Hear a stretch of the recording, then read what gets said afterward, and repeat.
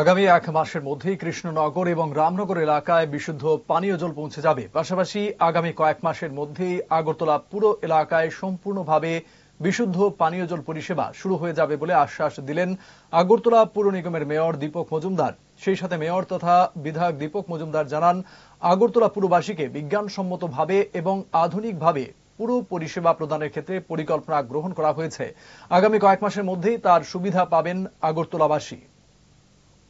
শহরের সমস্ত বিষয়গুলি, বিশেষ করে পানীয় জলে যে ক্রাইসিস বিভিন্ন ওয়ার্ডে কিছু জায়গায় আছে, সেগুলি আমরা নিরসনের চেষ্টা করবো। বিভিন্ন আইআইপি আমরা 47টা মডিফাইড আইআইপি তৈরি করছি। ওদিন শেষ হয়ে গেছে। বিশেষ করে আমি বলবো আগরতলা শহরে কৃষ্ণনগরের কালীবাড়ি লেন কিংবা কৃষ্ণনগর মেইন রোড, সৎসঙ্গ সাময়িক জায়গাটা, ছাত্রসংঘের জায়গাটা এবং 8 নম্বর ওয়ার্ড, 19 নম্বর ওয়ার্ড, এসব এলাকাগুলি জলের ক্রাইসিসে বহুদিন ধরে ভুগছিল।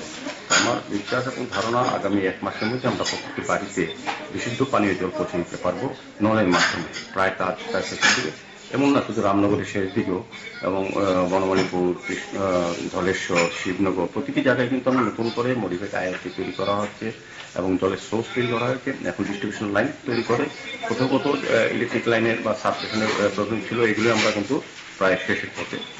আগামী কয়েক মাসের মধ্যে, যে জায়গাগুলি প্রথম বললাম এগুলি এক মাসের মধ্যে হবে। বাকি জায়গাগুলি অনেক সময় হয়েছে আমাদের পরিচালনা করার যে লোকগুলি, সেগুলি সিস্টেম আছে কিছু, যে ইউজের কমিটি বানাতে হবে, কিন্তু এগুলি কোনো জায়গাতে প্রবলেম হচ্ছে। এগুলি সব আমরা চেষ্টা করছি সরকারের তরফে, পৌর নিগমের তরফে সেগুলি লাঘব করে যাতে জলের ব্যবস্থা করা যায় শহরবাসীকে। এবং সার্বিকভাবে আমরা বলেছি যে আগরতলা পৌরবাসীকে পৌর নাগরিক পরিষেবার ক্ষেত্রে বিজ্ঞানসম্মতভাবে আধুনিকভাবে আমরা পরিষেবা দেওয়ার পরিকল্পনা গ্রহণ করেছি। সেটা আগামী কিছু কয়েক মাসের মধ্যে সারা শহরবাসী এটা সুবিধা করতে পারবে।